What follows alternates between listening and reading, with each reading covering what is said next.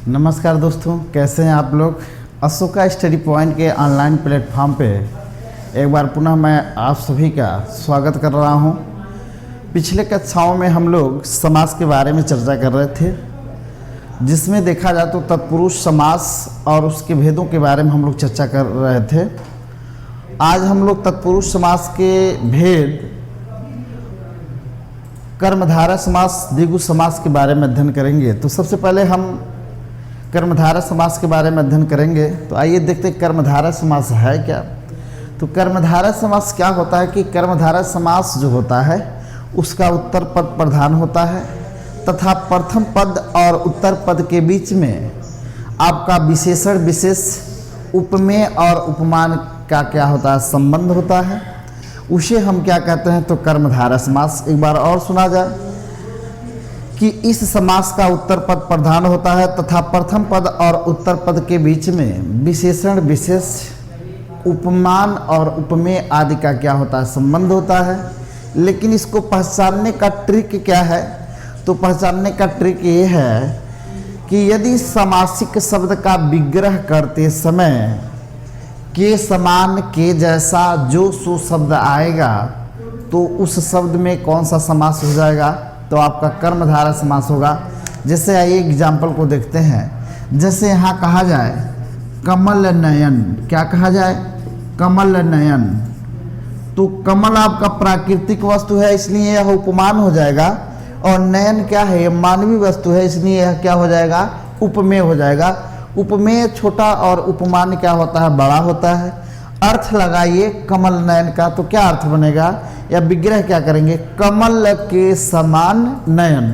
तो अर्थ लगाते समय या विग्रह करते समय के समान आ गया, इसलिए इसमें क्या हो जाएगा, आपका कर्मधारय समास। ठीक है, दूसरा एग्जाम्पल लें तो लिखा जाए चरण कमल। चरण कमल मतलब कमल के समान चरण, कमल के समान चरण, के समान आ गया। ठीक है, दूसरा यदि एग्जाम्पल लिया जाए तो मृग नयन, क्या, मृग नयन मतलब क्या, मृग के समान नयन, इसमें भी के समान विग्रह करते समय आ गया। दूसरा यदि देखें चंद्रमुख, चंद्रमुख मतलब क्या, चंद्रमा के समान मुख, इसलिए इसमें भी आपका क्या आ गया, के समान, इसलिए यहाँ भी आपका क्या हो जाएगा, तो कर्मधारय समास। दूसरा यदि हम बात करें तो ये अपवाद भी है, नीलकंठ, क्या, नीलकंठ। तो नीलकंठ में कर्मधारय भी समास होता है और बहुव्रीहि भी समास होता है। तो वह ऑप्शन के अनुसार ट्रैक करते हैं। नीलकंठ यहाँ कर्मधारय कैसे होगा, तो नीला है जो कंठ, क्या, नीला है जो कंठ, जो आ गया, इसलिए यहाँ क्या हो जाएगा, कर्मधारय समास। दूसरा यदि हम बात करें अधमरा, अधमरा मतलब आधा है जो मरा, जो आ गया, इसलिए यहां भी क्या हो जाएगा, आपका कर्मधारय समास। क्या हो जाएगा, कर्मधारय समास। ठीक है, सही लगा क्या। द्विगु समास क्या होता है, तो ध्यान देंगे कि द्विगु समास का भी उत्तर पद प्रधान होता है, लेकिन इसका जो प्रथम पद होता है वह संख्यावाची विशेषण होता है। क्या होता है, संख्यावाची विशेषण, अर्थात जिस समासिक शब्द का प्रथम पद संख्या का बोध कराए है उसमें आपका कौन सा समास होगा, तो द्विगु समास हो जाएगा। क्या हो जाएगा, द्विगु समास। जैसे आइए कुछ एग्जाम्पल को देखते हैं। जैसे यहाँ बात किया जाए सप्ताह, क्या बात किया जाए, सप्ताह। तो आप देख रहे हैं सप्त, सप्त क्या हो गया, संख्या हो गया, इसलिए जब यह संख्या है तो यह तुरंत क्या हो जाएगा, आपका द्विगु समास। क्या हो जाएगा, द्विगु समास। दोपहर, कितने पहर, दो पहर, अर्थात दो क्या हो गया, संख्या हो गया, इसलिए यहाँ भी आपका क्या है, द्विगु समास। अगर मैं यहाँ लिखूं सप्त सिंधु, सप्त सिंधु मतलब 7 नदियों का समूह, यह समूह का भी बोध कराएगा। तो मैं बोला हूँ संख्यावाची विशेषण एक समाहार का यह बोध कराएगा। तो सप्त सिंधु मतलब 7 नदियों का समूह, तो प्रथम पद क्या हो गया, संख्यावाची विशेषण। जिसे कहा जाए नवरत्न, कितने रत्न, 9 रत्न। तो पहला 9, 9 क्या है, संख्या है, इसलिए यहाँ भी क्या हो जाएगा आपका द्विगु समास। ठीक है, अगर हम यहाँ बात करें नवग्रह, नवग्रह, तो यहाँ भी संख्या का बोध हो गया। ठीक है, दशहरा, यहाँ भी आपका संख्या का बोध हो गया। इसलिए यहाँ क्या हो जाएगा आपका द्विगु समास। क्या हो जाएगा? द्विगु समास। जैसे और भी एग्जाम्पल लेना, त्रिकोण, क्या? त्रिकोण, ये भी आपका संख्या का बोध करा दिया। त्रिदेव, ये भी आपका तीन देव संख्या का बोध करा दिया। ठीक है, पंजाब में भी होगा बच्चों, इंपॉर्टेंट है पंजाब।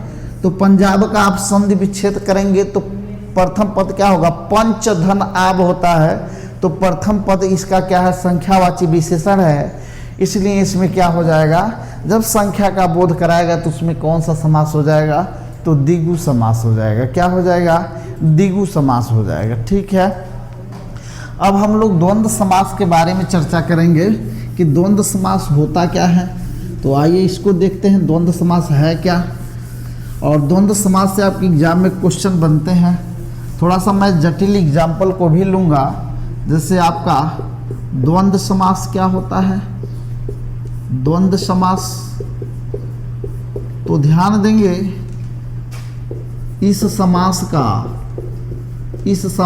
का दोनों पद प्रधान होता है। इंपॉर्टेंट है ये लाइन, दोनों पद प्रधान होता है। इस समास का क्या होता है?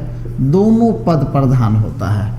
और ध्यान देंगे इसका आप लोग त्रिक योजक चिन्ह और डैश जानते हैं, ऐसा कुछ नहीं है। अगर वह शब्द जो देखा जाए विलोम हो, क्या हो? विलोम हो, और बीच में योजक चिन्ह आए, वहाँ आपका क्या हो जाएगा? द्वंद्व समास। लेकिन कुछ ऐसे शब्द हैं जिनके बीच में आपका योजक चिन्ह नहीं आएगा, डैश नहीं आएगा, फिर भी वह द्वंद्व समास है। जैसे यदि हम बात करें तो आपका यदि यहाँ लिखा जाए दिन और रात, ठीक है, राता हो गया, सॉरी, दिन रात। लिखा जाए माता पिता, तो आप देख रहे हैं दिन और रात के बीच में डैश है, लेकिन डैश से कोई मतलब नहीं है। ऐसा नहीं है कि मैंने राम राज्य जब पढ़ाया था, ध्यान दीजिए, जब मैं आपका षष्ठी तत्पुरुष समास पढ़ा रहा था तो उसमें मैंने बताया था, यहाँ दिन और रात एक दूसरे के क्या है? विलोम है। माता और पिता क्या है? एक दूसरे के विलोम है। इसलिए यहाँ जहाँ विलोम शब्द होगा सब के सब वह क्या हो जाएंगे? आपके द्वंद्व समास। जैसे यहाँ मैं लिख दूँ पाप पुण्य, पाप पुण्य, तो पाप और पुण्य आपस में क्या है? विलोम है। लेकिन अब मैं कुछ ऐसे शब्दों को लिखने जा रहा हूँ जिसमें योजक चिन्ह नहीं होगा, फिर भी वह क्या है? द्वंद्व समास। जैसे यहाँ लिखा जाए शीतोष्ण, क्या लिखा जाए? शीतोष्ण, तो इसमें भी द्वंद्व समास है। ध्यान से देखेंगे तो यह क्या कॉन्सेप्ट? शीत और उष्ण। और द्वंद्व समास के जितने भी शब्द होते हैं उनका विग्रह करते समय दोनों पद के बीच में और, या, एवं आदि शब्द जरूर आते हैं। ठीक है, दिन और रात और आ गया, माता और पिता, पाप और पुण्य और आ गया, शीतोष्ण, शीत और उष्ण। क्लियर है? दूसरा यदि हम एग्जाम्पल लें तो जलवायु, देखिए कहीं योजक चिन्ह नहीं है, लेकिन इसमें और जो कॉन्सेप्ट है यहाँ मैं लिख दे रहा हूँ पासवर्ड, और, या, एवं, यही शब्द जरूर आएंगे विग्रह करते समय। ठीक है, जरूर आएंगे। थोड़ा सा इस पर फोकस कर लीजिएगा, मैं पहले नहीं लिख पाया हूँ। तो जलवायु कैसे है? जल और वायु, क्या हो जाएगा? जल और वायु। यदि मैं यहाँ लिखूँ सूरासुर, तो क्या हो जाएगा? सूर और असुर। क्या हो जाएगा? सूर और असुर। इसलिए यहाँ भी क्या है बच्चों कि आप देख रहे हैं, यह भी आपका देखा जाए तो एक विलोम शब्द है। इसलिए जहाँ विलोम शब्द का बोध कराया जाए और जहाँ विलोम शब्द हो वहाँ क्या हो जाएगा? आपका द्वंद्व समास हो जाएगा। ठीक है, अगले समास के बारे में हम लोग चर्चा करेंगे, और अगला जो समास है वो आपका बहुव्रीहि समास है, और ये आपके एग्जाम के लिए महत्वपूर्ण है। ठीक है, तो आइए बहुव्रीहि समास क्या होता है तो इसको देखते हैं।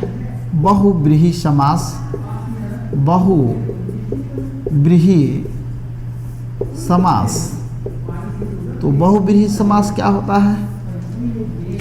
इसका कोई पद प्रधान नहीं होता है, इसका कोई पद प्रधान नहीं होता, नहीं होता, होता है।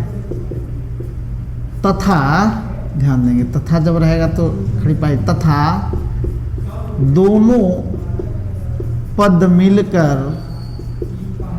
मिलकर एक विशेष अर्थ प्रकट करते हैं, अर्थ प्रकट करते हैं। अर्थात दोनों पद मिल करके किसी तीसरे व्यक्ति या वस्तु की ओर क्या करते हैं, इशारा करते हैं। लेकिन इसके भी पहचान का एक ट्रिक है और जो बहुत ही आसान है, तो इस पर ध्यान देंगे। पहचान इसका क्या होगा, तो सभी पर्यायवाची शब्द, सभी पर्यायवाची शब्द, मतलब सभी पर्यायवाची शब्द आपके क्या हो जाएंगे, तो बहुब्रीहि समास हो जाएंगे। जितने भी पर्यायवाची के शब्द होते हैं उन सभी शब्दों में आपका बहुब्रीहि समास होता है। जैसे यहाँ बात किया जाए दशानन, दशानन, तो ध्यान देंगे कुछ लोग दशानन को पहला 10 समझ करके आप क्या उत्तर दे देते हैं, द्विगु समास, लेकिन ऐसा है नहीं। दशानन रावण का पर्यायवाची है। किसका पर्यायवाची है बच्चों, 10 है आनंद जिसके, अर्थात कौन, रावण, इसलिए यह रावण का पर्यायवाची है। और जब यह पर्यायवाची है तो उसमें 100% क्या होगा आपका, बहुब्रीहि समास। ठीक है, अगला यदि हम बात करें जो चतुर्भुज, इसमें भी कुछ लोग द्विगु समास करते हैं लेकिन नहीं है। चतुर्भुज, चतुर्भुज आपका देखा जाए तो विष्णु भगवान का पर्यायवाची है।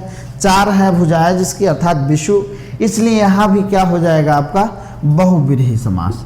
अगर मैं यहाँ बात करूँ त्रिनेत्र, त्रिनेत्र आप समझ जाते हैं कि 3 नेत्र, लेकिन नहीं, त्रिनेत्र किसका पर्यायवाची, त्रिनेत्र किसको कहा गया, शंकर जी को कहा गया है। इसलिए यहाँ त्रिनेत्र में आपका क्या हो जाएगा, त्रिनेत्र आपका पर्यायवाची है शंकर का, इसलिए यहाँ भी क्या हो जाएगा, बहुब्रीहि समास। अगर यदि हम बात करें तो नीलकंठ, अभी मैंने नीलकंठ को भी लिया था, नीलकंठ मतलब इसका कॉन्सेप्ट नीला है कंठ जिसका, अर्थात शिव, और शिव का पर्यायवाची क्या होता है, नीलकंठ भी होता है। इसलिए यहाँ क्या हो जाएगा आपका, क्या हो जाएगा आपका बहुब्रीहि समास। चंद्रमौली, चंद्रमौली, ठीक है, चंद्र है मौली पर जिसके, अर्थात कौन, शिव, शिव का पर्यायवाची भी आपका क्या है, चंद्रमौली। कहा जाए चंद्रशेखर, चंद्र है शिखर पर जिसके, अर्थात कौन, तो शिव, वहाँ भी आपका क्या हो जाएगा बच्चों, तो क्या हो जाएगा, बहुब्रीहि समास हो जाएगा। ठीक है, जैसे आगे और एग्जाम्पल लें, पंकज, पंकज किसका पर्यायवाची है, किसका पर्यायवाची, पंक मतलब कीचड़ और ज मतलब जन्म लेने वाला, मतलब कीचड़ में जन्म लेने वाला किसको बोला गया, कमल को बोला गया। और पंकज किसका पर्यायवाची है, तो कमल का पर्यायवाची है, इसलिए यहाँ भी क्या हो जाएगा, बहुब्रीहि समास। अगर मैं बात करूँ जलज, ये भी आपका क्या, ये भी आपका देखा जाए तो कमल का पर्यायवाची है, इसलिए यहाँ भी क्या हो जाएगा, तो बहुब्रीहि समास हो जाएगा। क्या हो जाएगा, बहुब्रीहि समास। ठीक है, अगर मैं यहाँ कहूँ चक्रपाणी, चक्रपाणी, चक्र है पाड़ी में जिसके, अर्थात इनके हाथ में चक्र था, तो आप बताएंगे विष्णु, इसलिए अभी आपका पर्यायवाची है। और जब पर्यायवाची शब्द है तो वहाँ क्या हो जाएगा, बहुब्रीहि समास हो जाएगा। क्या हो जाएगा, बहुब्रीहि समास। अगला यदि एग्जाम्पल लिया जाए तो खगेश, थोड़ा सा इंपॉर्टेंट है। खगेश, खग धन ईश बराबर खगेश, खग मतलब पक्षी, ईश मतलब राजा, मतलब पक्षियों के राजा को क्या कहा गया है, पक्षियों का राजा कौन सा पक्षी होता है, तो गरुड़। और गरुड़ का पर्यायवाची क्या होता है बच्चों, तो गरुड़ का पर्यायवाची खगेश भी होता है, इसलिए खगेश में क्या हो जाएगा, खगेश में क्या हो जाएगा आपका बहुब्रीहि समास हो जाएगा। ठीक है, तो आज का आपका टॉपिक यहीं समाप्त हुआ। ठीक है, और यदि आपको यह वीडियो अच्छा लगा हो तो लाइक और शेयर जरूर करें, और आप सभी लोगों को बहुत बहुत धन्यवाद।